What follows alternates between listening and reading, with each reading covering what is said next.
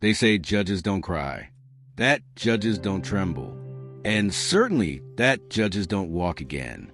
But what you're about to witness is not just a legal case. It's a story of faith, of redemption, and of a little girl capable of changing destiny with nothing but her words. Stay with us, because this isn't fiction. It's something that will make you question whether miracles, in fact, come dressed as justice. In a courtroom thick with whispers and expectant eyes, a judge known for his cold demeanor and unshakable sternness sat confined to a wheelchair, about to deliver a sentence, against a humble man who claimed he was innocent. No one believed him. No one except one small voice. That's when his daughter, just 7 years old, rose from the back of the room, walked with quiet resolve to the front, and, with a voice steadier than marble, said, "Let my daddy go and I'll make you walk again." Laughter erupted instantly, but it died just as fast, when something in the air shifted, as if time itself held its breath. It was a gray, almost ghostly morning. The courthouse, its walls lined with dusty books and exhausted stares, felt more like an ancient chapel than a modern courtroom. At the center sat Judge Fausto Delani, motionless in his wheelchair. Since the accident 15 years ago, when screeching metal and screams stole his legs, Fausto had become a symbol of rigidity, a man for whom compassion no longer existed. In front of him stood Ramiro Sandoval, a man weathered by hard labor and harder injustices, accused of armed robbery, with evidence that seemed impossible to refute. Camera footage, witnesses, digital traces, and yet there was something in his eyes that screamed for a different kind of justice. Seated just behind him was Veronica, his daughter, watching everything with a mix of fear and fierce determination. Her blue dress was faded, her shoes torn, but her spirit was unbreakable. The judge flipped through the case files, as though dissecting a life, each strike of his pen against the desk, echoing like a countdown toward a sealed fate. "Does anyone have anything else to add?" Judge Fausto asked, just before reading the verdict. Silence fell across the room, until a small voice rose from the back. "I do." All heads turned in unison. Veronica was already walking toward the center of the room. Her presence sparked whispers. Fausto furrowed his brow. The girl stopped before him, lifting her face. "I'm the defendant's daughter," she said, "and I have something important to say before an injustice is done." One of the guards tried to stop her, but the judge raised a hand. He looked at her sternly. "You have 2 minutes. Don't waste them." Veronica took a deep breath. "Free my father, and I will give him back his legs." An electric murmur ran through the room. Some laughed nervously. The judge did not. "That sounds like emotional manipulation," he replied coldly. "A desperate attempt by a child who doesn't understand the law." "It's not manipulation," she said without looking away. "It's a promise." Fausto leaned toward her. "This is a court. Here we judge by evidence, not fantasies." But the girl, firm, answered, "Isn't justice also about doing what's right? Or do you just follow papers without a heart?" The judge clenched his jaw. What's right is written in the law, and the law doesn't allow miracles. Veronica took a step closer. "Then let me show you a small miracle, one that will remind you that you can choose the truth." The room fell completely still. Fausto, though frowning, could not shut the door on those words, because for the first time in many years, he felt something he couldn't tell if it was fear, hope, or faith. Something inside Fausto's chest, maybe anger, maybe something older, curiosity, hope, stop him from ending this absurd scene. Veronica moved forward slowly. The silence in the room was total. Every gaze followed her as if witnessing something out of time. The girl stopped right in front of the judge. She clasped her hands together over her chest as if silently praying. Fausto watched her, eyes narrowed, trying to decipher whether what he faced was mere madness or something beyond his understanding. "Let me try, please," she said in a whisper, barely audible. The judge whispered back, "A chance? He didn't accept it, but neither did he stop her. The atmosphere thickened like fog. Veronica slowly knelt before the wheelchair. She placed her small hands on the judge's motionless knees. Her fingers trembled. She closed her eyes, took a deep breath, and she began to murmur. It was not a conventional prayer. It had no form or structure, just soft sounds, as if coming straight from her heart. Sweet, sincere murmurs, a mixture of faith and desperation.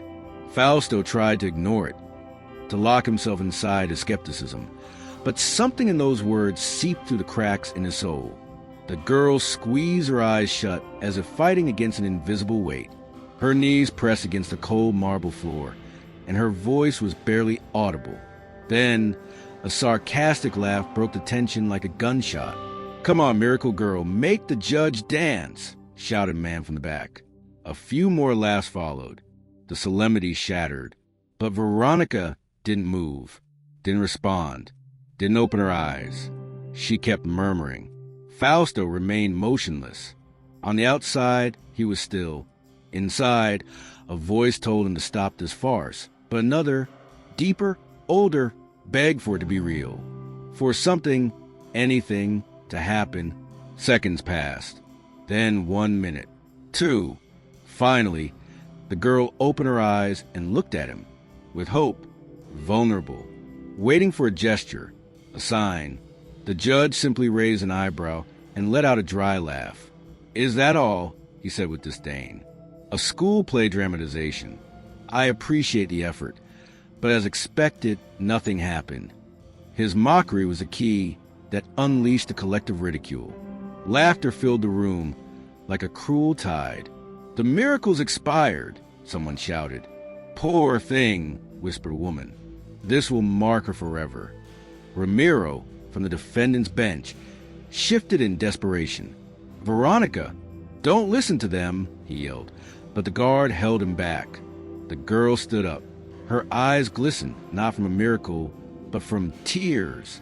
She looked around, disoriented, feeling how her hope was turning into shame. She tried to breathe, but the lump in her throat was too strong. Fausto, now composed, adjusted his glasses and resumed his usual tone. "Let's restore order. This is a court, not a theater, and we have a sentence to read." He took the paper, breathed, and with the relentless voice he had forged over years, he read.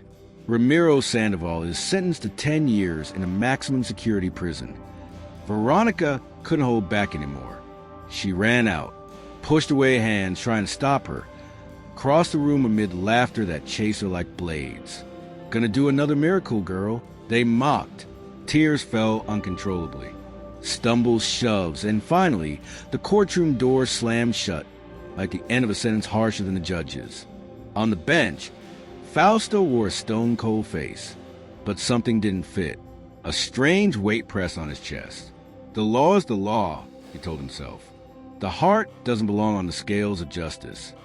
And yet, something burned inside. The other's laughter continued, but he no longer heard it. A soft nausea rose from his stomach. He placed a hand on his abdomen, shifted in his chair, frowned. Then a sensation. A warm light, barely noticeable, but real. A faint tingling began to travel up his right calf, the very same place that had been dead for 15 years. He tried to rationalize it. Psychological. Suggestion. It can't be. But the tingling didn't stop. It grew. It expanded. No longer an echo. A pulse. A heartbeat. His hand gripped the armrest of the chair, and for the first time, he felt his legs. Fausto's eyes flew wide open. His breathing grew erratic. Sweat ran down his forehead. Without thinking, he pushed against the wheelchair supports.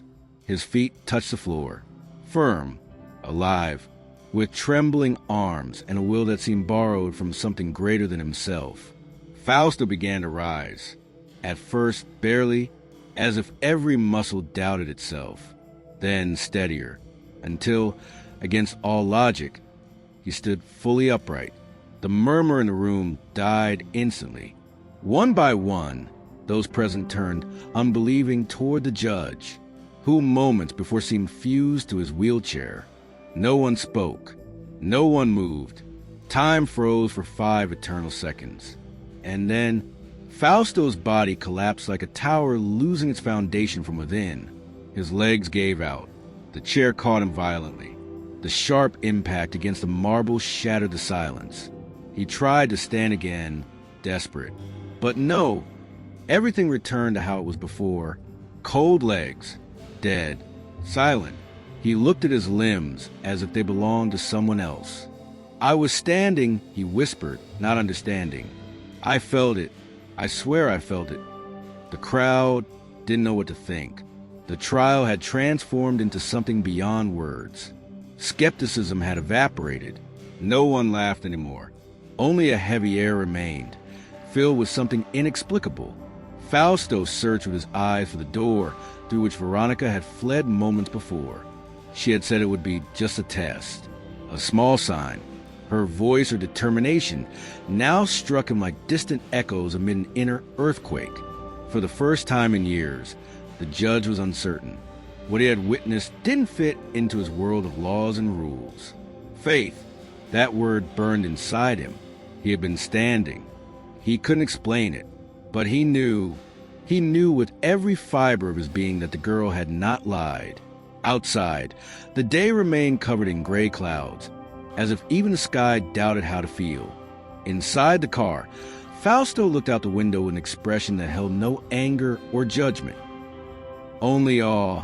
His trembling hands gripped the wheelchair's armrests. Since that moment in the courtroom, he couldn't think of anything else. 5 seconds. 5 seconds that ripped him from the world he knew, feeling his legs and losing them again. It was like having seen the light, only to be thrown back into darkness. But what tormented him most was a constant, painful question. Why did it last so little?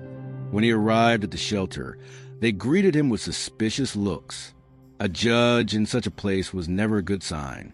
But Fausto didn't come with authority. He came with something more fragile, more human. They led him to the yard, where little Veronica sat alone beneath a tree. She was tearing small pieces of paper and letting them fly with the wind, as if each fragment carried something she could no longer say. When she saw him, she didn't move, didn't lift her head, kept her eyes fixed on the ground.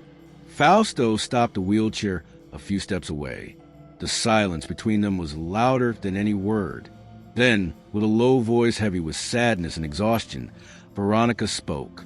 So softly it was almost a sigh. "I need to talk to you," Fausto said gravely. Veronica looked up, but remained silent. The judge hesitated for a moment, as if searching for the right words, then confessed.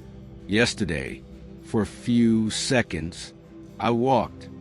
She nodded slowly, showing no surprise, but her voice was clear as she added, "Then I lost it all again. It was like it was ripped away from me." Fausto nervously looked at his own hands. "You told me it was a test, but why only 5 seconds?" Veronica pressed her lips together, took a deep breath, and answered with conviction, "Because what's right wasn't done. God would never hold up someone who is committing an injustice." The judge's eyes widened, confused. "Injustice?" he repeated with a hint of irritation. "I followed the evidence. I applied the law." The girl slowly stepped closer, fixing her gaze on Fausto's eyes. The law written on paper, not the law of the heart. Fausto frowned, puzzled. "What do you mean by that?" Veronica pulled a small USB drive from her pocket, wrapped in blue tape. "My dad installed a camera when the street robberies began. He recorded that night. I was sick," she continued. "He was taking care of me right at the time the crime happened." Fausto took the device with trembling hands. "Does it have audio?" he asked. She nodded. "You can hear my cough. You can hear him say he's going to miss work to stay with me. He couldn't have robbed that pharmacy. He was with me." The judge exhaled slowly, as if something inside him quietly broke. "No one saw this," he murmured. "The police didn't even want to listen. They threw everything away," Veronica said, shaking her head. For several seconds, Fausto remained silent, staring at the small object in his hand.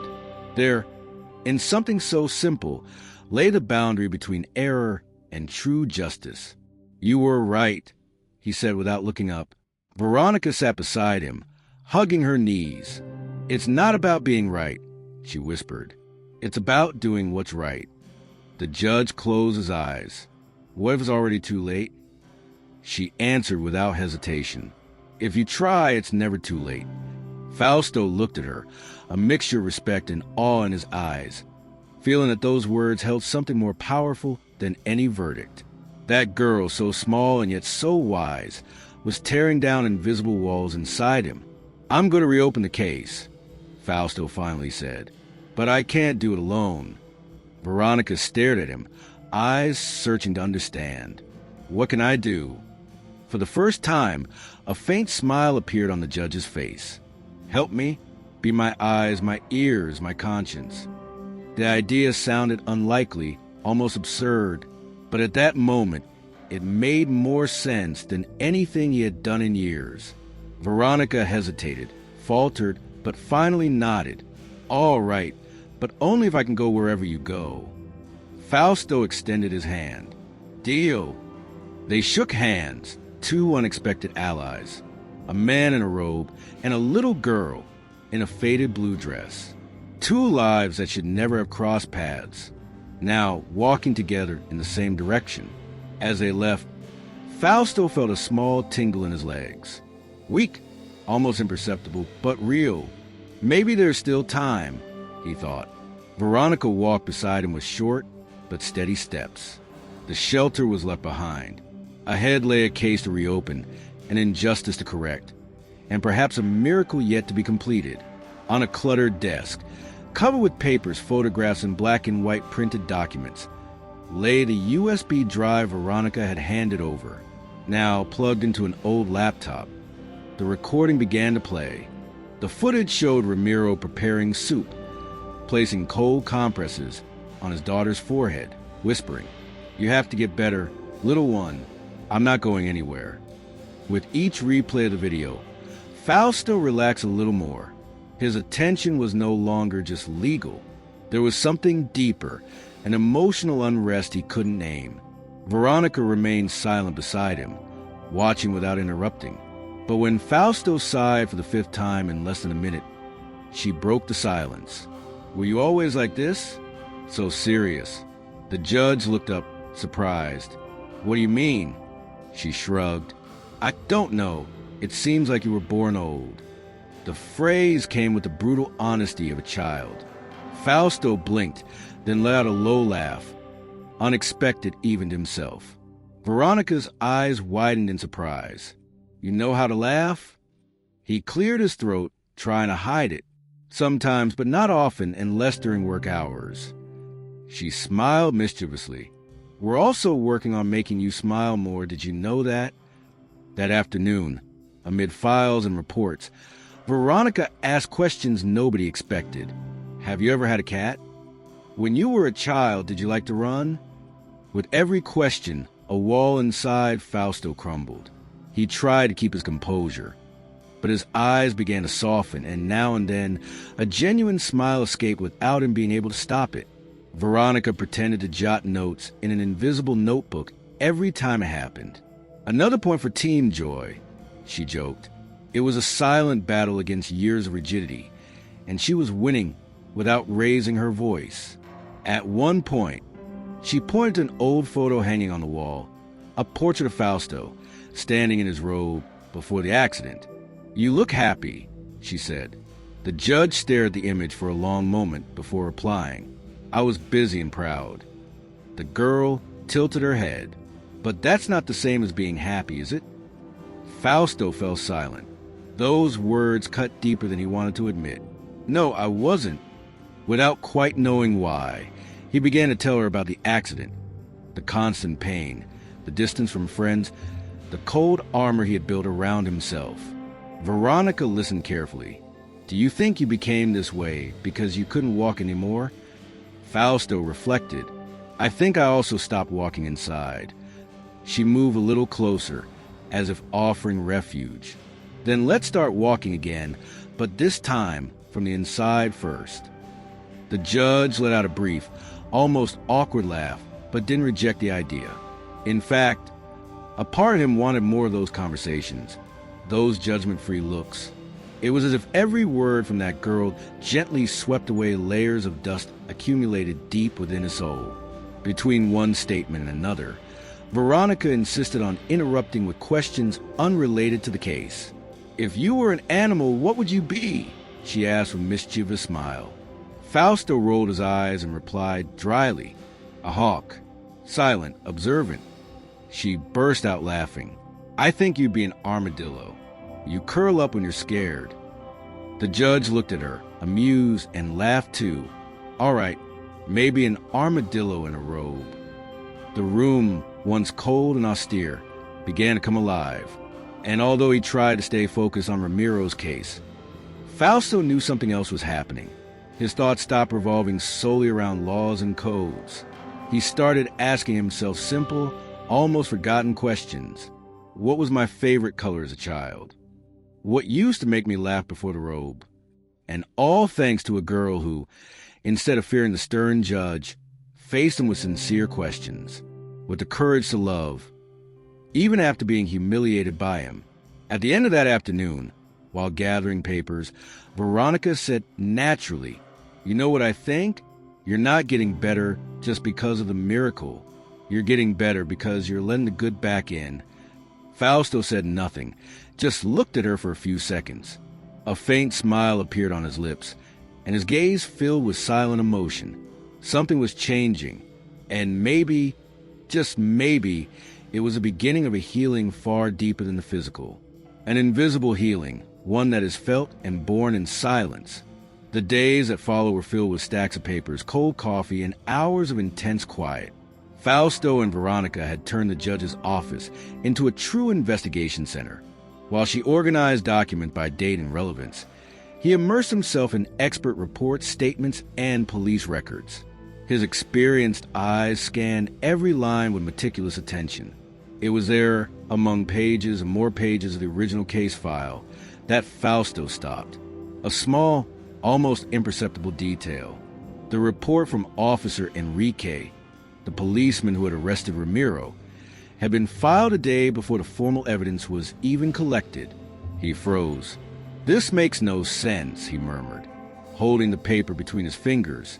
He read aloud. He describes a crime scene with details that could only be known after an official investigation, and that was submitted before the investigation took place. Veronica approached, intrigued. "Are you feeling touched by this story? Then give a like. Leave your comment later." Fausto pulled out a folder he had filed away years ago, full of notes on questionable behaviors by officers, and there was Enrique's name, flagged in at least 3 internal incidents, one for witness coercion, another for lost evidence, and a third, more serious, for suspected evidence tampering. All those cases had been shelved without a thorough investigation. "He's more than a cop," Fausto murmured. "He's a wolf in uniform." In the corridors of the department, Enrique was known for his explosive temper, his coldness toward the accused, and above all, his skill at silencing anyone who dared to question him. Fausto straightened slightly in his wheelchair, still without strength in his legs, as if his body was responding to the indignation he felt. "That man manipulated everything, and no one wanted to see it," he muttered, low but firm. Veronica watched silently. She knew Fausto was not speaking just as an authority, but as someone beginning to awaken to a hidden truth. "We're going to need a hearing to reconsider the case," he said. Veronica, holding a thick binder on her lap, looked up. "Does that mean you're going to try to change the verdict?" Fausto nodded determinedly. "If we manage to prove there was fraud, I can overturn the conviction." That very afternoon, Fausto drafted a formal request to reopen the case. When he handed the document to the court clerk, a heavy silence fell over the room. Soon after, he was summoned to the office of a seasoned prosecutor, a man he'd known since their university days. The room was dark, barely lit by the light filtering through the blinds. "Are you sure about what you're doing, Fausto?" The prosecutor asked in a soft voice, too calm, almost dangerous. The man rose slowly. Reopening a recent case based on the weak words of a little girl is professional suicide. Fausto didn't answer immediately. He just stared at him. The prosecutor stepped forward, his tone sharp. Are you really going to risk everything you built for a girl who showed up out of nowhere claiming she could make you walk? There was venom in his words, but also fear. That girl has seen more truth than you and I combined in 30 years of wearing the robe. Fausto replied firmly. I don't know what you felt, the prosecutor said with a crooked smile. No, Fausto said as he turned toward the door, but get ready to pay the price. You will pay it, Fausto whispered with conviction.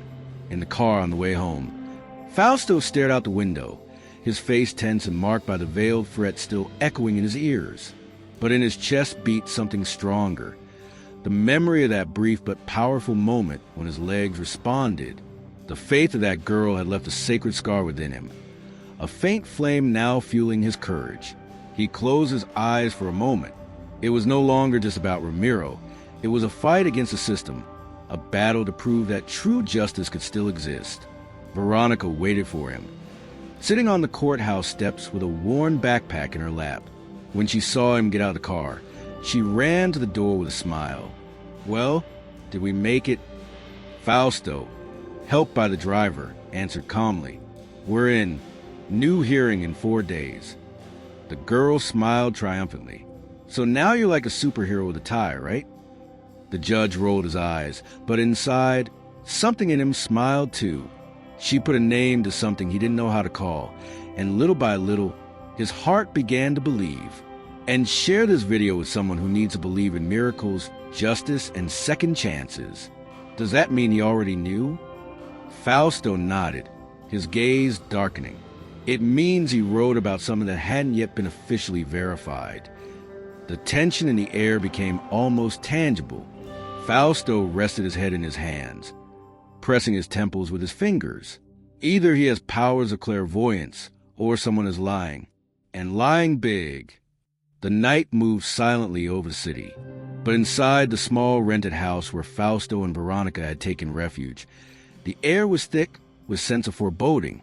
The drawn curtains muffled the sounds from the street, and the dim lights cast long shadows on the walls. Seated at the table, Fausto was reviewing the latest documents about the complaint against Enrique. Meanwhile, Veronica sat on the floor surrounded by open folders, reading quietly, focused. The only constant sound was the ticking of the kitchen clock. But that night, there was something strange, an unnatural silence, as if danger was waiting for the perfect moment to knock on the door. Suddenly, a sharp crack shattered the stillness. Fausto looked up, alert. "Did you hear that?" he murmured. Veronica stopped, frightened. It sounded like someone's outside. She stood slowly and moved toward the window, but before she could look out, the back door was smashed open with a brutal crash. The wooden frame flew off its hinges. Fausto spun sharply in his wheelchair, helpless. Then the figure appeared. Enrique, eyes feverish, face sweating, gun in hand. An unleashed monster.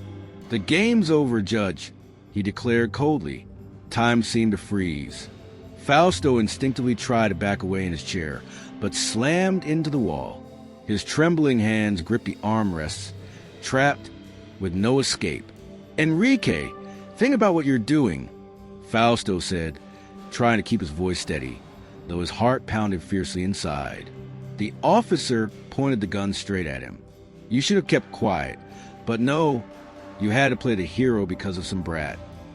The strike came so sudden that Fausto didn't even know where it came from. The gun slipped and rolled across the floor like a lost trophy, and both bodies crashed violently onto the carpet. Screams, struggles, bites. A girl fighting with every fiber of her being. "Don't touch him," shouted Veronica, a tiny storm unleashed. Fausto, frozen in his chair, could only scream her name, unable to move, unable to defend her, just a spectator trapped in horror. Enrique, out of his mind, shoved her fiercely against the wall. The impact was sharp, but she stayed standing, fists clenched and chest lifted, defying fear. The officer grabbed a gun again and aimed it, this time at both of them. "I swear this ends here," he growled as he reloaded. Time grew thick, the air suffocating. Veronica took a trembling step forward, but determined. She positioned herself between the judge and the gun, as if her fragile body could be a shield. "If you're going to hurt him, you'll have to go through me," she said in a voice broken by fear but braver than many crowds. Outside, the world continued ignoring what was happening inside. Death was present, waiting its turn. And then the miracle. Sirens. The sharp sound shattered the night like thunder, followed by the flashing of red and blue lights filtering through the windows. Enrique turned, confused, hesitating for just a second. Bang! The front door was kicked down. "Police! Drop the weapon!" the officers shouted as they stormed in with guns drawn. Enrique barely managed to turn around. His finger was still on the trigger when two officers tackled him. The gun flew across the floor, and he fell with screams and curses. This time, there was no escape. This time, the monster had been contained. Fausto breathed as if he had survived a war. Veronica collapsed to her knees, exhausted. A neighbor had seen Enrique sneak into the back of the house and, fearing the worst, called the police. Fortunately, a patrol was nearby. The rest was destiny. Veronica was treated by a paramedic. She had minor bruises, but her spirit remained intact.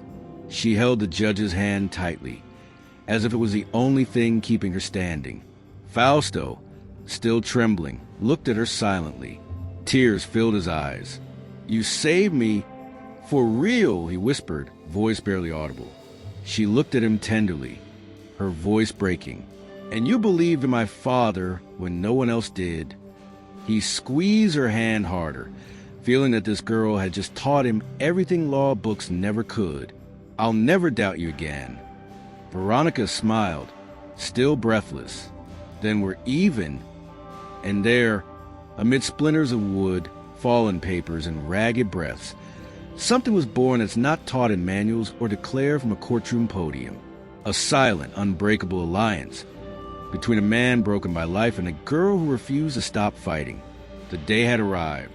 The new trial was scheduled for 9 a.m., but before 8, the courtroom was already nearly full. Lawyers, journalists, family members, onlookers, everyone wanted to be there to witness the return of the Sandoval case. But more than that, everyone wanted to see Judge Fausto Delaney. The headlines treated the hearing like a spectacle. But inside that man's heart, there was no spectacle. There was a promise, a debt to the truth. And this time, he wasn't going to fail. The judge who walked for 5 seconds, miracle or manipulation. The headlines played with skepticism. But for those who lived that story from the inside, it was more than just news. It was justice waiting to be redeemed. Veronica entered, holding her father's hand. Their fingers intertwined seemed stronger than any legal argument. Ramiro, still weighed down by years of confinement, walked as if trying not to take up much space. But she did not. She held her head high, her light blue dress waving like a flag of dignity. And then it happened. The side doors of the courthouse opened, and the murmurs gave way to a reverent silence. There he was, Judge Fausto Delaney, standing. His black robe looked less like a judicial garment and more like an invisible armor. He leaned on a cane, and every step he took was a defiance of his diagnosis, a slap in the face to disbelief. He walked without grace, but with courage. There was no perfection in his gait, but a dignity so palpable that everyone present straightened up without knowing why. When he reached his seat, the entire room understood that something different was about to happen. "Ladies and gentlemen," he began firmly, "this hearing was convened following the presentation of new evidence that challenges the conviction of Mr. Ramiro Sandoval." His face was stone, but his eyes carried fire. The prosecution tried to maintain control, but was overwhelmed by the weight of the truth. First, a USB drive with recordings from inside Ramiro's home. proving he was caring for his daughter at the exact hour of the crime.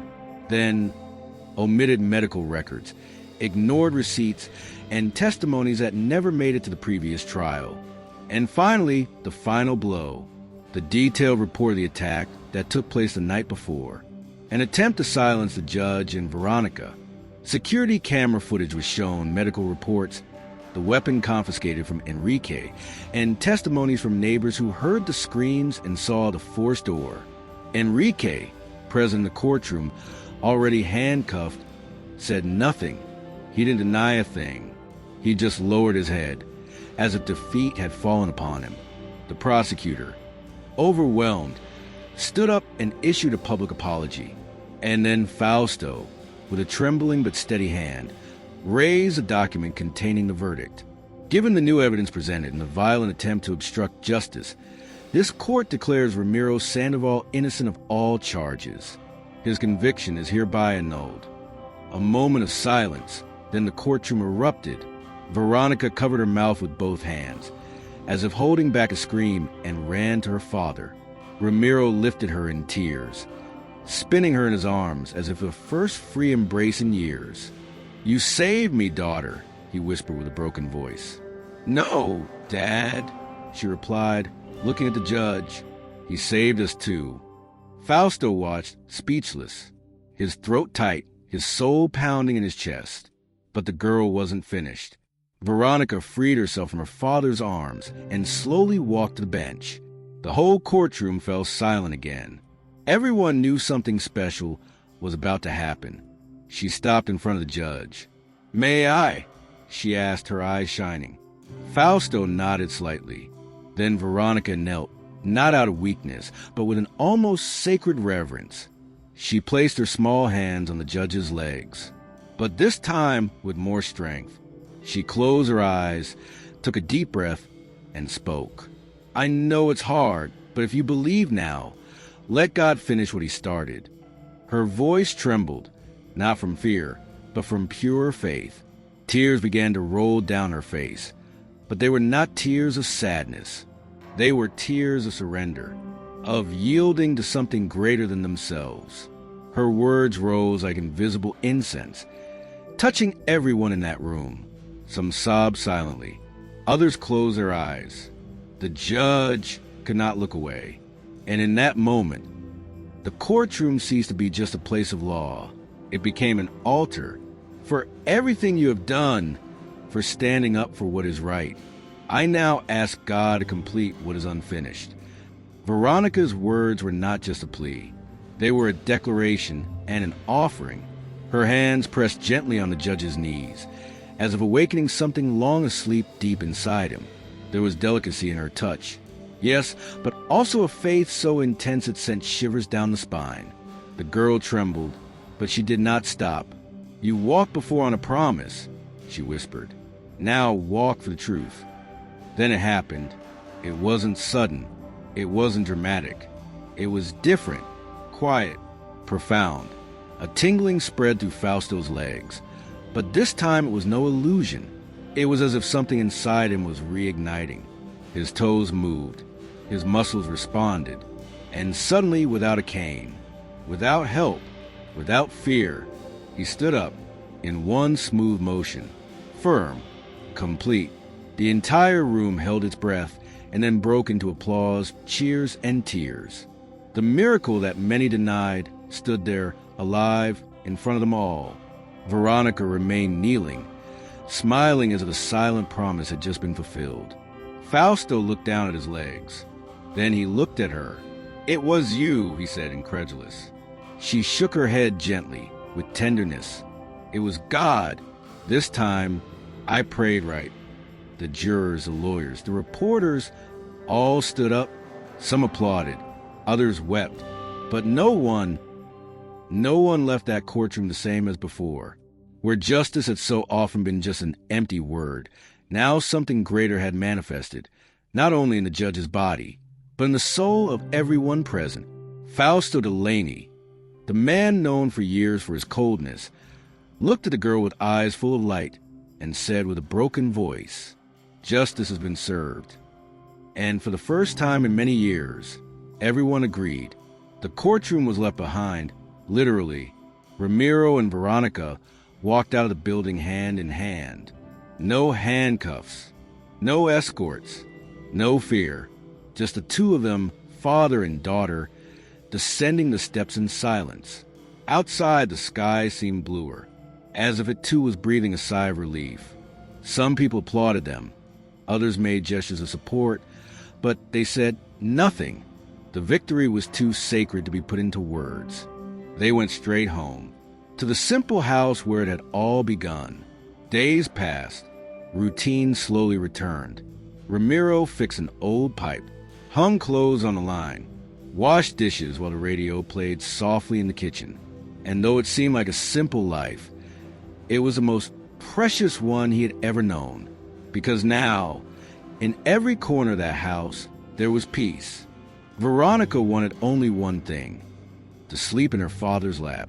And so they did, as if the whole world could fit inside that embrace. As if, finally, after so much darkness, someone had turned on the light. On the floor of the living room, Veronica quietly drew with crayon strokes. She shaped a figure wearing a robe and smiling, walking alongside a girl in a blue dress. At the top of the paper, in crooked letters, it read, "The Judge Who Walked Again." They weren't expecting visitors that day. So when the old iron gate creaked open, Ramiro and Veronica exchanged a glance without saying a word. And there he was, Fausto Delaney, wearing a light gray jacket. In his hands, a bouquet of daisies. Daisies, Veronica's mother's favorite flowers. He had read it in one of the reports, but now it wasn't just a fact. It was a gesture that spoke without words. Ramiro walked toward the gate. His steps were steady but restrained. When he stopped in front of Fausto, there was no row between them, no gavel, no titles, just two men, two fathers, two lives intertwined by pain and by a girl. Fausto extended the bouquet with trembling hands. "It's not much," he said, almost in a whisper, "but it's what I found." Ramiro took the flowers carefully, holding them as if they weighed more than what was visible. Fausto looked into his eyes, his voice on the verge of breaking. "Ramiro, forgive me. I failed you. I condemned you when I should have protected you." Then silence fell. Not tense, not hostile, just deep. Ramiro closed his eyes, pressed the bouquet against his chest like someone embracing a memory. He took a deep breath, and when he opened them, he answered with a tenderness that disarmed. "You came back. That's what matters. I forgive you, truly, with a clean heart." And those words, spoken without judgment, without resentment, without debt, shattered the last shadow lingering in the judge's eyes. And what no one thought possible happened. They embraced. No speeches, no drama, just an embrace. Silent, human, sacred. From the doorway of the house, Veronica watched the scene with shining eyes. And when she saw the two men pull apart, she didn't hesitate. She ran to them with all the innocence of her soul and wrapped her arms around Fausto's waist. "I thought you wouldn't come," she whispered. Fausto lowered his gaze, gently caressed her hair, and answered, barely audible, "Thank you for never giving up on me." Fausto smiled, stroking her head with tenderness. "It took me a while, because I didn't know how to thank you." Veronica looked at him with that blend of innocence and wisdom that only children possess, then pointed inside. "Would you like to come in?" Fausto hesitated, just for a second. Then he nodded. "Please." And so, the three of them crossed the threshold as if they had done it 1,000 times before, as if this moment wasn't an ending, but the beginning of something new. In the courtyard, the afternoon sun bathed everything in golden hues. A gentle breeze stirred the curtains. Time seemed to have paused. Veronica, excited, turned on an old radio, one of those that only tuned 2 stations and always was static. A song began to play, slow, a little cheesy, a little magical. She turned to the judge with a mischievous smile. If you can walk now, you can dance too. Fausto laughed, half hiding behind his old dignity. Don't exaggerate. But Veronica extended her hand as if offering a solemn vow. Just once. I promise not to record it. From the doorway, Ramiro watched them with crossed arms and a subtle smile. He said nothing. He just watched and felt. Fausto, with some awkwardness and a slight tremble in his knees, accepted. He took Veronica's hand, and they began to spin in the middle of the courtyard. It wasn't a perfect dance. More stumbling than stepping, more laughter than technique. But it was real, beautiful in its imperfection, true with every turn. With each spin, something inside them mended. What had been broken began to heal. Veronica floated lightly, as if she had been born to dance. And Fausto, the one stony judge, let himself be carried away. By her, by the music, by life. The song ended, but they kept spinning in the silence. The sun was slowly setting, painting the sky with shades of orange, pink, and hope. The old radio crackled softly on its own, and in that moment, there were no sentences, no illnesses, no wheelchairs, no verdicts. Just a girl, a father, and a man saved by them both. It was no longer about justice. It was about healing, grace, of a new story. Fausto stopped, gasping, with clean tears in his eyes. He looked at Ramiro, then at Veronica. Thank you for not giving up on me. Veronica took his hands and, with a serene smile, replied, You just needed a little push. And he laughed. But this time, he truly laughed, with an open chest, with a free soul. And so, among laughter, flowers, and clumsy steps, ended a story that was never just about laws, but about faith, about second chances, about the silent miracle that can happen when a little girl teaches a man to walk again. Sometimes, it only takes one little girl to teach a judge to walk again. If this story touched you, leave a dove in the comments. We want to know you were here.